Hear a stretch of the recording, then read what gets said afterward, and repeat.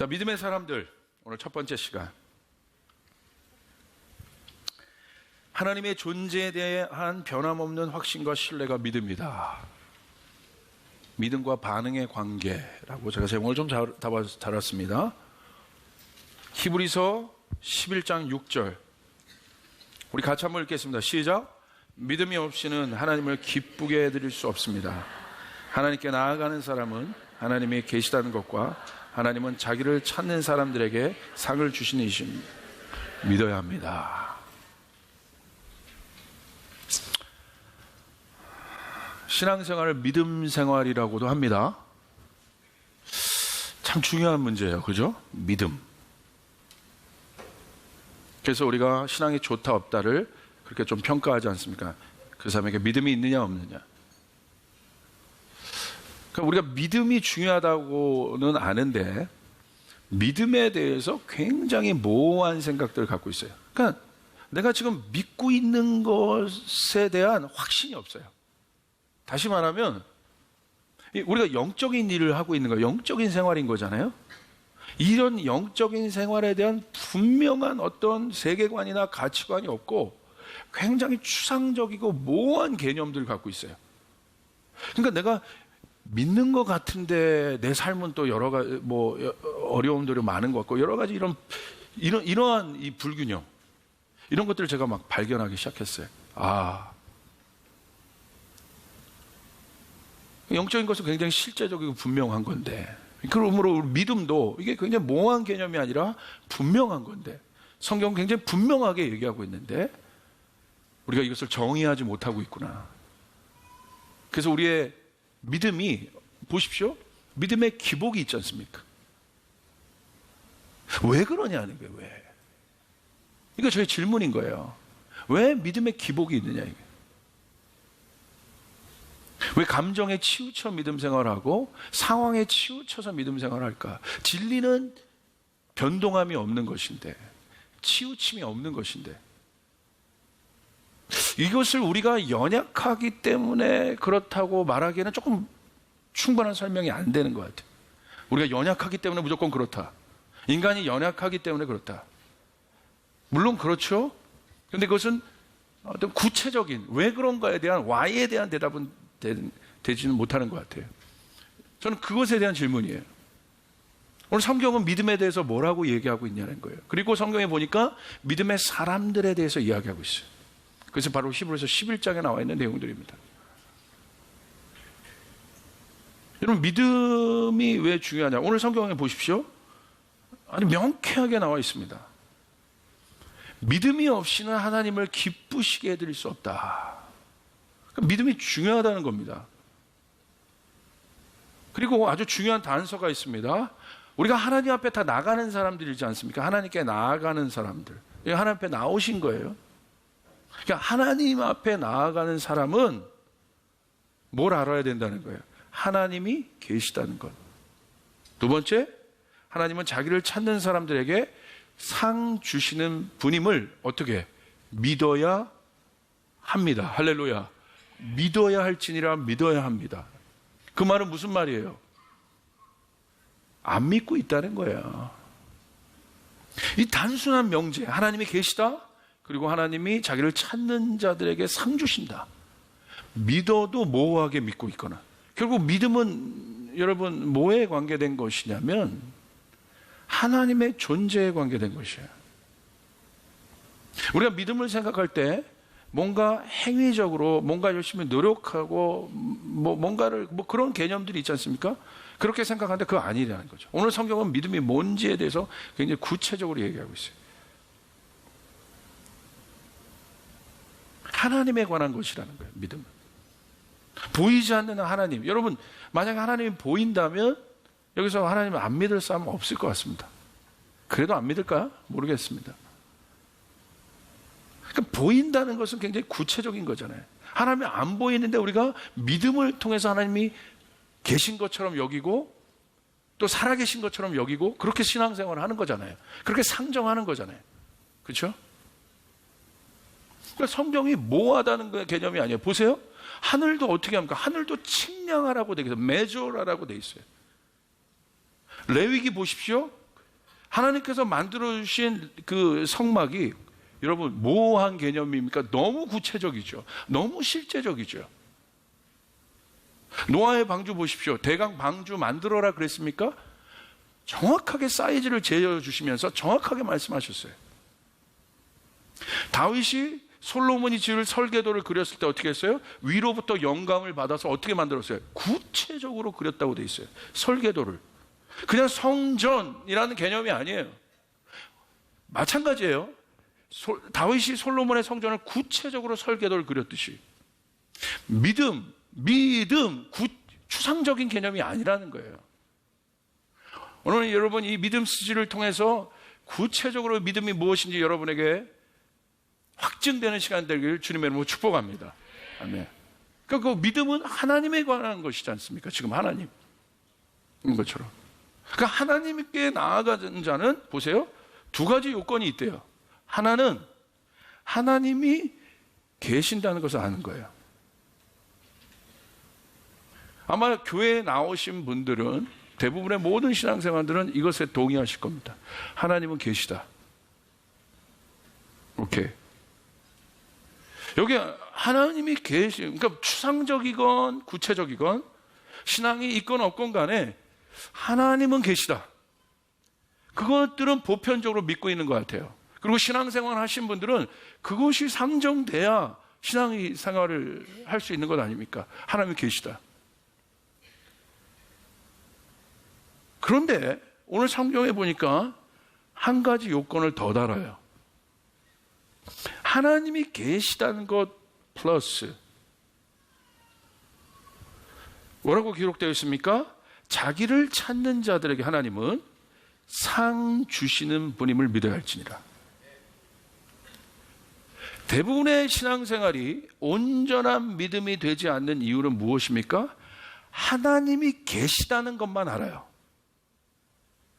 그런데 그 하나님이 어떤 분이신지는 몰라요. 그러니까 관계가 모호한 거예요. 오늘 성경은 믿음에 대해서 얘기하면서 하나님 앞에 나오는 것에 대해서 얘기하면서 두 가지를 얘기해요. 하나님은 계시다. 그런데 그 하나님은 어떤 분이시냐? 대부분의 사람들이 하나님을 존재적으로 받아들이고 있지 않기 때문에 하나님과의 관계가 없는 것이에요. 그러니까 관계를 하지 않아요, 하나님과.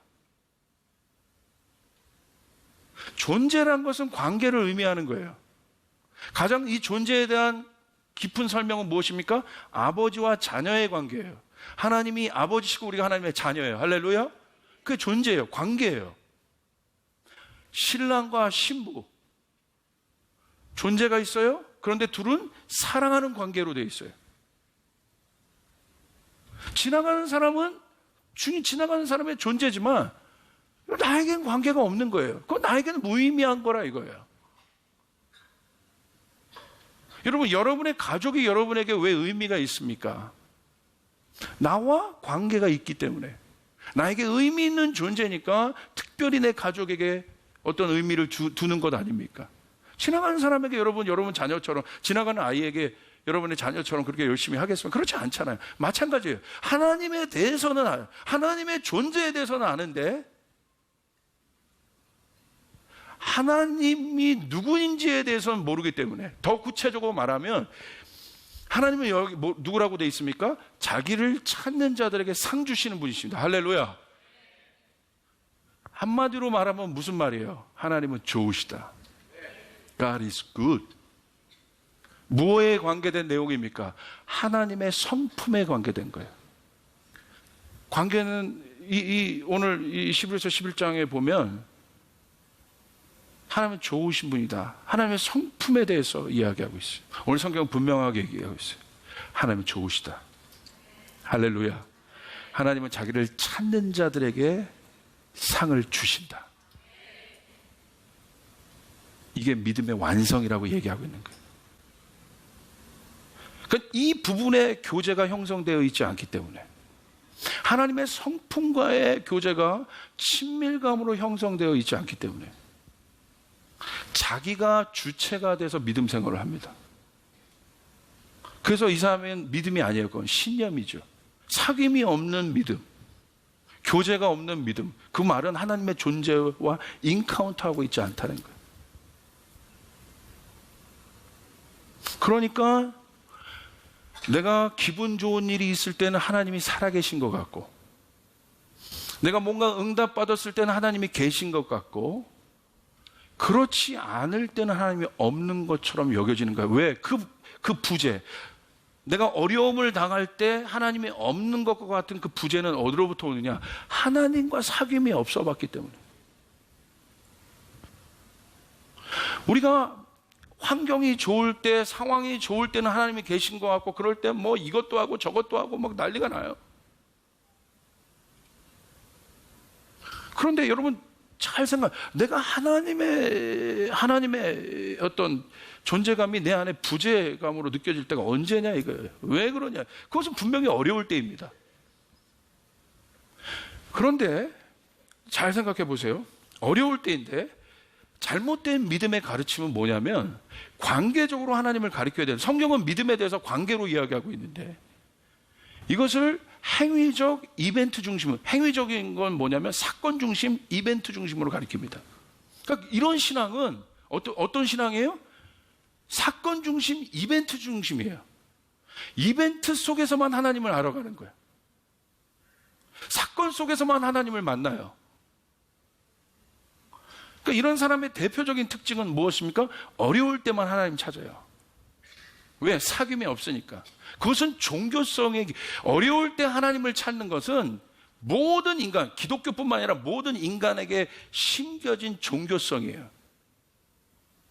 여러분 어려운 일 당해보세요. 생명의 위협을 느끼는 상황에 가보세요. 믿지 않는 사람도 아이고 하나님 그럽니다. 뭔가 초월적인 존재를 찾아요. 인간은 그 본능이에요. 근데 그거 중심으로, 사건 중심으로, 이벤트 중심으로 신앙생활을 해간다면 그것은 무슨 말이겠습니까? 성경은 그런 믿음 생활을 종교 생활이라고 얘기해요. 이런 신앙은 앞에 하나님이 계신 것만 알아. 그러나 하나님과 사귐이 없는 신앙은, 그 인티머시가 없는 신앙은, 그 하나님과의 관계가, 하나님의 성품과의 교제가 없는 신앙, 구체적으로 얘기합니다. 하나님의 성품과의 교제가 없는 신앙, 그 삶에는 하나님의 임재가 있을 수 없습니다.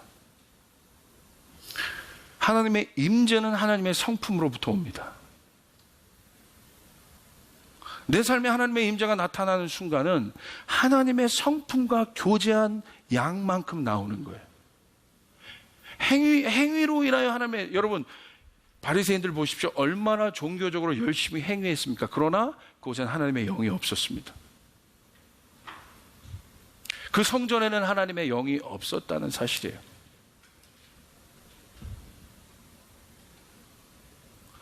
저는 하나님의 임재를 사모합니다. 하나님의 임재가 내 안에 머무를 때가 있어요. 하나님의 임재가 내 안에 거할 때가 있어요. 그때는 언제냐면 내가 하나님의 성품과 깊이 교제할 때예요. 시편은 다 하나님의 임재에 대한 것이에요.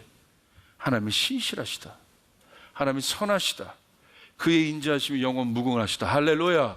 시편 기자의 삶 위에 하나님이 어떤 분이신지 머물고 있는 거예요. 와우, 요동치 않아요. 고백합니다.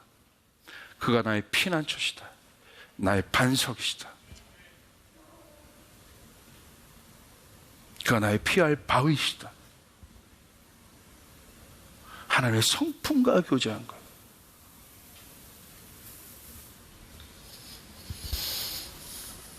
그렇지 않은 이 부분, 앞에 부분, 하나님이 계신 것만은 아는 신앙은 어린아이 신앙이에요.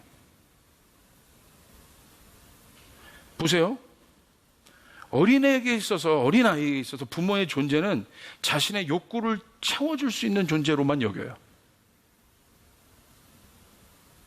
그렇기 때문에 어린아이들이 부모에게 자신의 요구에 대해서 항상 어린아이들은 예스, 노에만 관심이 있어요. 일방적으로 요구해요. 그게 어린아이들이죠. 나 이거 하고 싶어요. 나 이거 하고 싶어요. 나 수영장 가고 싶어요. 나 이거 하고 싶어요. 그럼 부모의 대답을 기다려. 예스, 노. 예스 하면 노 하면 어린아이라는 거예요. 신앙은 이 자기에서 나오는 거예요. 하나님과의 성품과의 사귐이 없다면 저도 목사지만 제 마음이 쉽게 굳어지고 금방 경직되어지고요. 하나님을 바라보지 못하고 옆을 바라보기 시작해요. Look around. 옆을 보는 거 아니에요. Look up 해야 되는데, look up 해야 되는데 쫓아보다 look up. 위를 바라봐야 되는데 옆에만 보는 거예요. 옆에를 바라보면 뭐만 봐 있어요? 근심, 걱정, 두려움, 염려, 아픔, 방어. 그러니까 걱정만 많아요. 그런데 믿음이란 뭐냐면 하늘을 보는 것이에요. 하늘에는 솔루션이 있습니다. 하늘에는 방법이 있습니다. 믿음은 뭐냐면 그 하늘의 솔루션을 땅의 문제에 브링다운 해버리는 거예요. 내려버리는 거예요. 할렐루야. 이게 믿음이에요. 그렇다면 구체적으로 이것이 어떻게 우리의 삶 가운데 나타나는지 저는 이 반응이라는 이 리액션, 이 반응에 믿음은 이 반응인데 리액션인데 이것이 얼마나 중요한지 여러분에게 얘기하겠습니다. 우리는 하나님의 형상으로 지음받았습니다. 여러분 믿으십니까? 아멘. 그 말은 우리는 하나님의 음성만 듣는 존재라는 거예요. 양은 누구의 음성을 듣습니까? 목자의 음성을 듣는 거예요. 그게 양이에요. 하나님의 형상이란 뭐예요? 하나님의 음성만 듣는다는 거예요. 하나님을 보는 존재, 하나님과 사귐이 있는 존재, 하나님께 반응하는 존재라는 거예요. 하나님의 자녀라는 것은 하나님의 아버지의 음성에 리스폰스하게 되는 거예요. 이게 정체성이에요. 하나님의 형상, 인간은 누구예요? 하나님의 소리, 하나님의 것에 반응하는 존재, 유일한 존재. 이게 자녀예요. 이게 아들이에요. 이게 하나님의 형상이에요. 같은 말입니다. 신부는 누구의 음성에 반응합니까? 신랑의 음성에만 반응합니다. 여러분, 이스라엘 백성들 보십시오. 왜 이스라엘 백성들이 중요합니까? 로마서 9장 4절에 보니까 이렇게 돼 있어요. 내 동족은 이스라엘 백성입니다. 그들에게 하나님의 자녀로서의 신분이 있고 하나님을 모시는 영광이 있고 하나님과 맺은 언약들이 있고 율법이 있고 예배가 있고 하나님의 약속들이 있습니다. 그러니까 그들이 하나님께 반응하는 거예요. 그들은 언약이고 그들은 약속이고 그들은 예배입니다. 할렐루야! 하나님께만 반응하는 거예요. No other God. 다른 신이 아니라 하나님께만 반응하는 거예요. 왜? 내 백성이니까. 내 언약을 가진 자들이. 이 신약엔 우리 모두가 그 사람들이에요. 예수 그리스도를 통해서. 예수님께서 질문하십니다. 나를 누구로 하느냐? 자, 보세요. 엄청난 거예요. 13절에 보시니까 마태복음 16장 13절 인자를 누구로 하느냐? 질문합니다.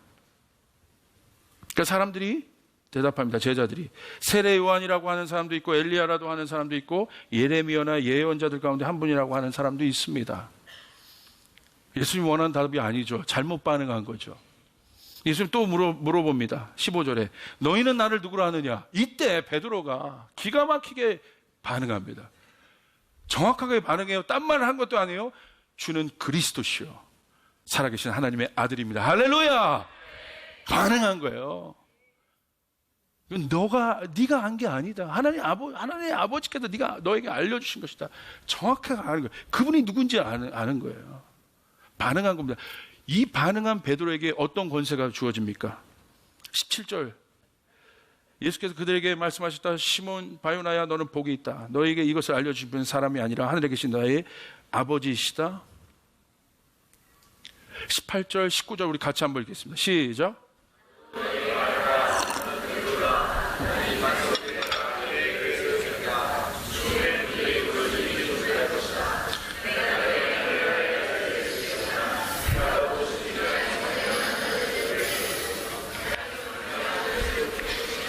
아멘. 정확하게 반응만 했는데 어떤 일이 일어나요? 음부의 권세를 이기는 교회에 대한 선포가 베드로에게 주어진다. 이게 믿음이에요. 믿음은 정체성에 관한 이야기예요. 믿음의 사람들은 이 정체성이 확립되는, 하나님이 누군지를 알고 자기가 누구인지를 아는 사람들이에요. 여러분, 전 이 장면이 참 느헤미야서 가운데 가장 감명 깊은 장면인데, 포로된 이스라엘 백성이 하나님 앞에 돌아오지 않습니까? 또 느헤미야를 통해서 성전벽이 재건될 때 에스라가 잊었던 하나님의 말씀 토라를 갖고 나와서 백성들 앞에서 토라의 말씀을 읽습니다. 그들이 맨 처음에 이게 무슨 말하는지 영문을 모르고 깨닫지도 못한다고 얘기하고 있습니다. 왜? 사귐이 오랫동안 없었으니까. 근데 점점 하나님의 말씀을 들으면서 어떤 반응이 나옵니까? 느헤미야 8장 9절. 백성은 율법의 말씀을 들으면서 모두 울었다. 그래서 총독 느헤미야와 학자 에스라 제사장과 백성을 가르치는 레위 사람들이 이날은 주 하나님의 거룩한 날이다. 슬퍼하지도 말고 울지도 말라고 모든 백성을 타일렀다. 어떤 말입니까? 제가 해석하면 이런 해석이에요. 이제 이 소리를 들은 거예요. 너희는 나의 말을 듣는 존재란다. 누가 울어요? 바알 신을 섬기고 아세라 신을 섬기는 자들이 울겠습니까? 왜 이스라엘 백성이 울었습니까?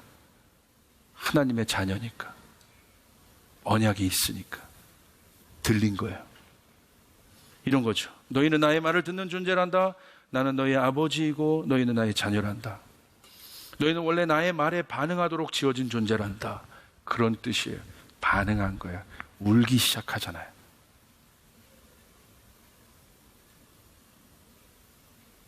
하나님의 말씀이 선포될 때 누가 울겠습니까? 하나님을 사랑하고 하나님의 음성을 듣고자 하는 자들이 울겠죠. 여기 넌크리스찬들이 울겠습니까? 하나님을 아는 자들이 울겠죠. 여러분 잘 생각해 보셔야 돼요. 여러분 잘못된 반응의 예도 있습니다. 사울의 반응을 보십시오. 자신의 것으로 먼저 반응합니다. 그리고 먼저 제사를 드렸습니다. 하나님의 영이 떠나는 결정적인 계기가 됩니다. 하나님의 음성 듣지 않죠. 아버지 음성 안 듣잖아요. 하나님의 영이 떠나요. 페이버가 떠나는 거예요. 하나님의 임재가 떠나는 순간이에요. 그럼 유린당합니다. 고아처럼 되는 거예요. 사울의 마지막 인생을 보십시오. 처참합니다. 믿음은 관계의 영역이에요. 행위의 영역이 아닙니다. 믿음은 언약의 언약의 영역이에요. 계약의 영역이 아닌 거예요. 오늘 하나님이 믿음 시대를 통해서 여러분에게 말씀하십니다. 너는 나의 말에 반응하는 존재란다. 우리는 그것만 반응하면 되는 거예요. 10명의 정탐꾼의 반응을 보십시오. 출애굽해서 정말 고생해서 드디어 가나안 앞에 이르게 됐습니다. 하나님의 말씀이 이미 떨어졌습니다. 가나안을 취하라. 언약의 땅을 취하라. 들어갔어요. 거대한 거예요. 가나안 거민들이. 여리고성도 있고 환경과 상황이 턱 다가오는 거예요. 10명의 정탐꾼이 어떻게 반응했습니까? 상황에 반응합니다. 그 상황으로부터 오는 두려움의 소리를 듣기 시작합니다. 내면의 걱정의 소리를 듣기 시작합니다. 근심의 소리를 듣기 시작합니다. 염려의 소리에 반응하기 시작합니다. 하나님의 백성이고 하나님의 언약이 선포되었음에도 불구하고 그렇게 반응합니다. 어떤 일이 일어납니까? 10명의 정탐꾼이 갖고 있는 위력을 보십시오. 300만 명이 넘는 수백만 명의 이스라엘 백성들이 3일 만에 전염됩니다. 아버지를 원망합니다. 아버지가 없는 것처럼 행동합니다. 결국 어떻게 됩니까? 언약의 땅에 한 명도 들어가지 못합니다. 누가 들어갑니까? 가나안 땅, 언약의 땅을 누가 차지합니까? 숨막히는 장벽이 앞에 있어도 어마어마한 장벽과 절벽이 있고 두려움, 가난, 그게 팩트예요. 그게 사실이에요. 그것이 보였어도 2명의 정탐꾼은 언약에 반응합니다. 모세의 말에 반응합니다. 이들이 언약의 땅을 차지합니다. 이들의 인생 가운데 페이버가 주어집니다. 이게 믿음이에요. 할렐루야! 어떤 반응이에요? 하나님은 가나안 거민보다 크다. 하나님은 여리고성보다 크시다. 이게 어떤 거예요? 그게 한마디로 정의하면 God is good. 하나님은 좋으시다. 하나님 우리에게 승리를 주신 분이시다. 믿으시면 아멘 합시다. 맞습니까? God is good. 차단시키십시오. 부정적인 소리, 어둠의 소리, 참소함의 소리. 사단의 소리는 여러분을 참소합니다. 여러분을 정죄합니다. 너는 실패자야. 너는 안 될 거야. 너는 고아야. 너는 그렇지 않은 사람이야. 너가 하는 모든 일은 안 될 거야. 사단은 계속해서 참소합니다. 믿음은 무엇입니까? 이 소리를 듣지 않는 것입니다. 하나님의 소리를 듣는 것입니다. 하나님이 계시다. 자기를 찾는 자들에게 상 주신이심을 믿어야 할지니라. 나는 하나님의 존재를 알고 하나님은 나에게 가장 좋은 것을 주시는 분이며 나는 하나님의 음성에만 반응하도록 창조되어진 하나님의 자녀이다.